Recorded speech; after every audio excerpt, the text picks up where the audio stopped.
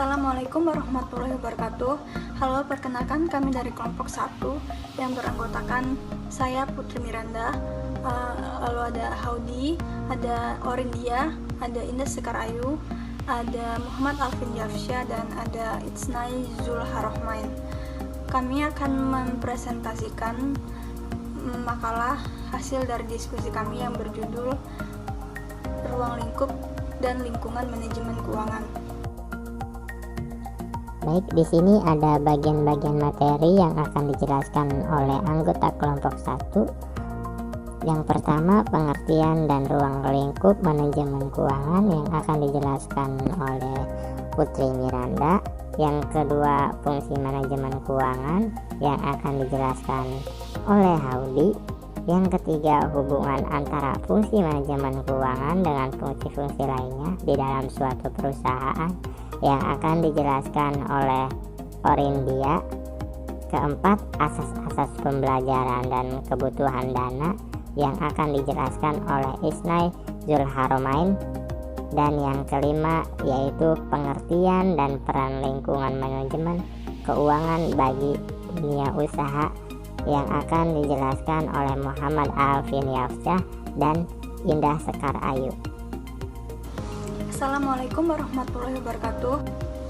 Apa sih manajemen keuangan itu? Manajemen keuangan itu adalah semua aktivitas kegiatan perusahaan yang berkaitan dengan bagaimana cara mendapatkan, menggunakan, dan mengelola keuangan perusahaan. Atau dapat dikatakan manajemen keuangan itu yaitu mengelola dana maupun aset-aset yang dimiliki perusahaan untuk dimanfaatkan pada hal-hal atau kegiatan yang membantu tercapainya tujuan utama perusahaan tersebut. Ada juga pengertian manajemen keuangan menurut para ahli, yaitu salah satunya menurut Bambang Rianto.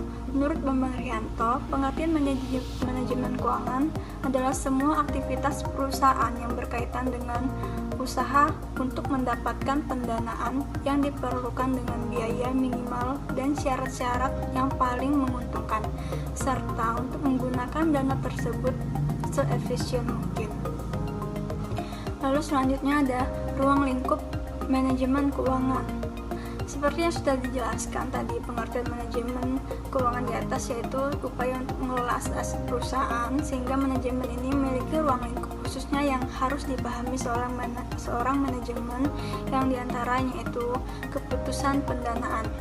Keputusan pendanaan ini mencakup segala kebijakan yang berkaitan dengan cara memperoleh dana, seperti kebijakan untuk menerbitkan obligasi atau kebijakan untuk mencari hutang jangka pendek maupun jangka panjang.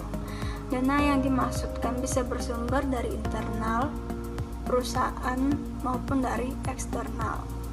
Lalu yang kedua ada keputusan investasi. Keputusan investasi yaitu semua yang berkaitan dengan pembentukan kebijakan untuk penanaman modal seperti aktiva tetap atau fixed asset. Modal bisa berupa tanah, gedung, maupun sarana prasarana perusahaan termasuk mesin produksi. Bisa juga dalam bentuk aktiva finansial seperti surat-surat berharga, saham, dan obligasi. Yang ketiga ada keputusan pengelolaan aset. Keputusan pengelolaan aset ini adalah kebijakan yang berkaitan dengan pengelolaan aset secara efisien untuk mencapai tujuan perusahaan. Lalu ada tujuan manajemen keuangan. Tujuannya itu ada satu, memaksimalkan keuntungan, yaitu melalui kebijakan yang tepat, finansial manajemen bisa memaksimalkan keuntungan perusahaan dalam jangka panjang. Lalu ada menjaga arus kas. Manajemen keuangan berperan untuk menjaga arus kas atau cash flow. Setiap hari perusahaan sudah pasti akan mengeluarkan dana misalnya untuk pembelian bahan baku, pembayaran gaji anggota, sewa gedung, dan pembayaran lainnya, sehingga jika tidak diawasi dan dikendalikan biasanya akan menyebabkan over budget yang merugikan perusahaan. Lalu ada tujuan ketiga, ada mempersiapkan struktur modal, yaitu menyeimbangkan antara pembiayaan yang dimiliki dengan dana yang dipinjam. Tujuannya untuk mempersiapkan struktur modal. Lalu ada memaksimalkan pemanfaatan keuangan. Perusahaan manajer keuangan bertindak untuk mengawasi penggunaan uang perusahaan. Anggaran yang digunakan untuk kegiatan yang tidak menguntungkan perusahaan dapat dipangkas dan dialokasi untuk kegiatan lain. Materi selanjutnya akan disampaikan oleh Haudi. Assalamualaikum warahmatullahi wabarakatuh. Nama saya Haudi. Di sini saya akan menjelaskan tentang fungsi manajemen keuangan. Setelah apa yang telah dibahas oleh teman saya mengenai pengertian manajemen keuangan, saya akan melanjutkan pembahasannya. Fungsi manajemen keuangan terdiri dari 5 pokok fungsi. Fungsi yang pertama yaitu perencanaan keuangan atau financial planning. Secara umum, proses perencanaan keuangan ini berkaitan dengan perencanaan arus kas dan laba rugi. Dalam pengertian luas, fungsi manajemen keuangan ini dapat diartikan sebagai segala proses yang berkaitan dengan tujuan keuangan perusahaan, seperti perencanaan pengeluaran, pemasukan, investasi, dan sebagainya. Dan yang kedua yaitu anggaran atau budgeting. Secara umum, fungsi anggaran dalam manajemen keuangan merupakan suatu proses pengalokasian anggaran dana yang dilakukan secara efisien dan efektif untuk mencapai tujuan organisasi. Nah, fungsi budgeting ini merupakan proses lanjutan dari perencanaan keuangan di mana setiap keputusan anggaran yang dilakukan harus sesuai atau sejalan dengan perencanaan keuangan. Dan yang ketiga yaitu pengawasan keuangan atau financial controlling. Secara umum, fungsi pengawasan atau pengendalian dalam manajemen keuangan adalah suatu kegiatan untuk memastikan aktivitas keuangan perusahaan telah berjalan sesuai jalur. Hal ini bertujuan untuk mencegah terjadinya penyimpangan finansial dan memastikan bahwa proses kebijakan keuangan berjalan sesuai dengan perencanaan awal. Yang keempat yaitu fungsi pemeriksaan keuangan atau auditing. Secara umum, fungsi pemeriksaan keuangan atau auditing bertujuan untuk memastikan bahwa segala kegiatan atau aktivitas keuangan perusahaan telah berjalan sesuai dengan standar yang berlaku. Jika fungsi ini berjalan dengan baik, maka ini bisa meminimalkan penyimpangan yang mungkin terjadi dan memperbaiki setiap kesalahan segera mungkin. Sebagai contoh, dalam proses pembuatan laporan keuangan, ternyata ketika dilakukan proses auditing, banyak kesalahan yang terjadi seperti kesalahan meletakkan pos-pos sehingga terjadi ketidakseimbangan antara satu dengan yang lain. Dan yang kelima yaitu pelaporan keuangan atau report. Secara umum, fungsi pelaporan keuangan adalah suatu kegiatan untuk menyajikan dan menyediakan informasi yang berkaitan dengan kondisi keuangan perusahaan, termasuk analisis rasio keuangan. Disinilah nanti diketahui berapa pemasukan perusahaan, pengeluaran perusahaan, laba yang dihasilkan, dan hal-hal yang berkaitan dengan keuangan lainnya. Terima kasih, itu saja yang saya dapat sampaikan. Selanjutnya yaitu teman saya yang akan menjelaskan materi berikutnya. Terima kasih. Assalamualaikum warahmatullahi wabarakatuh.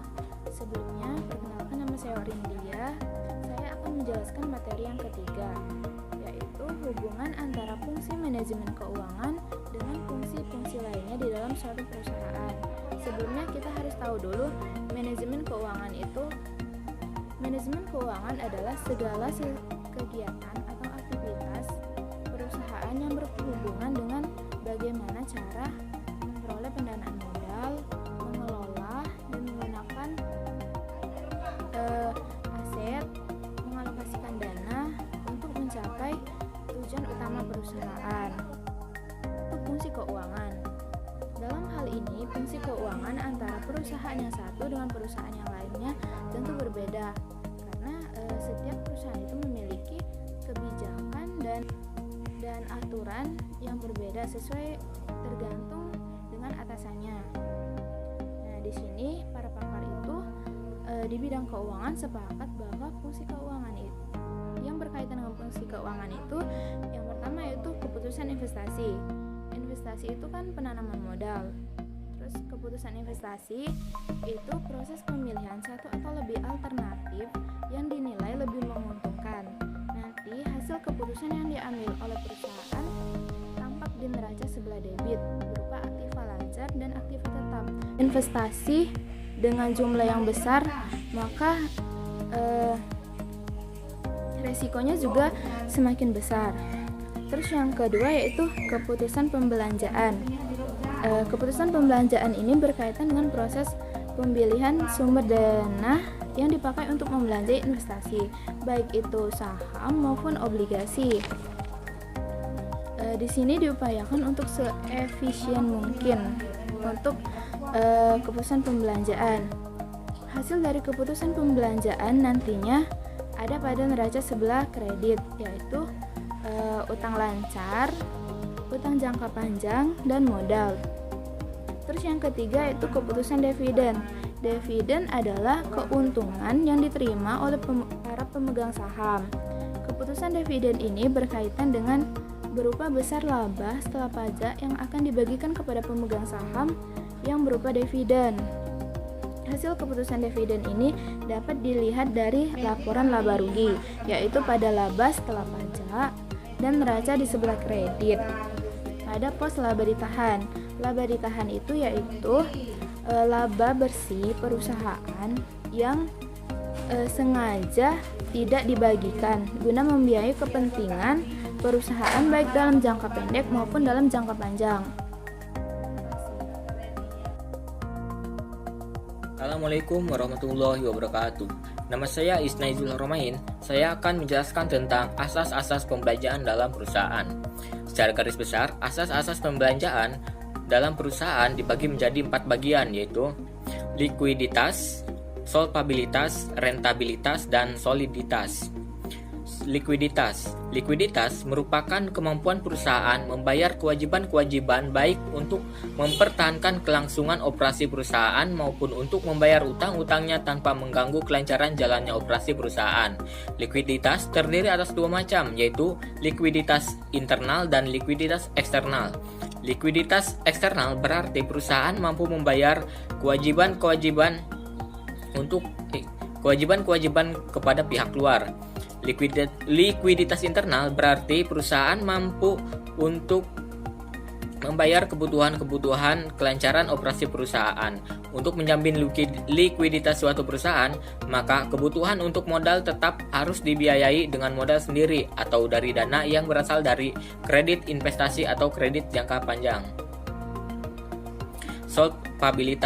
Solvabilitas merupakan kemampuan perusahaan untuk membayar kewajiban-kewajiban kepada pihak luar melalui likuidasi.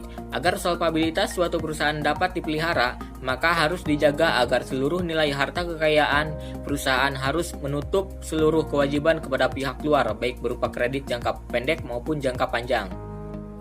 Rentabilitas merupakan kemampuan perusahaan untuk memperoleh laba dari proses produksinya. Sungguh pun rentabilitas sangat penting, namun suatu perusahaan tidak hanya diarahkan kepada laba, tetapi lebih penting adalah dapat hidup terus. Namun, apabila perusahaan menginginkan tambahan dana dari pihak luar, maka suatu hal yang harus diusahakan atau ditunjukkan kepada calon kreditur adalah kemampuan rentabilitasnya di dalam operasi serta kegiatan-kegiatannya. Soliditas adalah kepercayaan pihak luar terhadap perusahaan, baik terhadap manajer perusahaan atau kepercayaan memenuhi janji-janji dalam kegiatan perusahaan, maupun kepercayaan pihak luar akan utuhnya modal yang dipercayakan kepada perusahaan. Assalamualaikum warahmatullahi wabarakatuh. Perkenalkan, nama saya Muhammad Alvin Yapsah. Saya akan menjelaskan tentang pentingnya manajemen keuangan bagi perusahaan. Manajemen keuangan sangat dibutuhkan dan merupakan sesuatu yang penting dalam setiap perusahaan apapun jenis perusahaannya. Dengan adanya manajemen keuangan, bisnis yang dijalankan oleh sebuah perusahaan dapat berjalan secara maksimal, sehingga perusahaan tersebut bisa memperoleh keuntungan yang sangat besar. Jika perusahaan memiliki manajemen keuangan yang buruk, maka perusahaan tersebut akan mengalami kegagalan dalam menjalankan bisnisnya. Dengan adanya manajemen keuangan yang maksimal, maka perusahaan dapat mengetahui aset mana yang akan menghasilkan pendapatan bagi perusahaan saat melakukan pembelian aset tersebut. Jumlah pendapatan yang dihasilkan dari pembelian aset harus diseimbangkan dengan jumlah pendapatan yang akan dikeluarkan, sehingga perusahaan dapat melakukan pertimbangan dalam keuangan untuk modal belanja yang akan dilakukan perusahaan. Manajemen keuangan sangat penting bagi perusahaan manapun, baik kecil maupun besar. Ini seperti garis hidup bisnis. Ini juga merupakan aktivitas vital yang harus dilakukan di organisasi manapun. Namun, sistem manajemen ini juga memerlukan proses perencanaan, pengorganisasian, pemantauan, dan juga pengendalian sumber daya keuangan suatu organisasi. Gagasan untuk melakukan itu adalah untuk dapat mencapai visi atau tujuan perusahaan pada kerangka waktu yang ditentukan. Terima kasih. Di sini saya akan menjelaskan peran lingkungan manajemen keuangan bagi dunia usaha. Di situ dibagi menjadi 5. Yang pertama, mendapatkan dana perusahaan. Kegiatan operasional maupun kegiatan investasi perusahaan pasti membutuhkan dana yang tidak sedikit. Tanpa ada dana, maka perusahaan tidak bisa beraktivitas. Disinilah peran manajemen keuangan dibutuhkan untuk menyiapkan segala kebutuhan dana perusahaan. Dan yang kedua ada menggunakan dana. Peran manajemen yang lain adalah bagaimana manajemen menggunakan dana perusahaan. Penggunaan dana perusahaan dan kegiatan investasi. Menggunakan dana kegiatan operasional rutin perusahaan merupakan kegiatan yang dijalankan sehari-hari untuk memproduksi atau menghasilkan produk. Di sini saya juga akan menjelaskan lanjutan dari peran lingkungan manajemen keuangan bagi dunia usaha. Ada arus kas perusahaan. Arus kas perusahaan adalah gambaran mengenai arus kas masuk atau penerimaan kas dan arus kas keluar, pengeluaran kas. Manajemen keuangan harus bisa mengelola arus kas perusahaan secara efektif. Kegagalan dalam mengelola arus kas bisa menyebabkan perusahaan tidak sanggup membayar kewajiban yang dimilikinya. Dan di sini ada juga efisiensi pengeluaran. Efisiensi pengeluaran salah satunya adalah memastikan pengeluaran dari kegiatan perusahaan bisa ditekan serendah mungkin. Banyak cara yang bisa dilakukan untuk menekankan pengeluaran tanpa mengganggu kinerja dari perusahaan itu sendiri.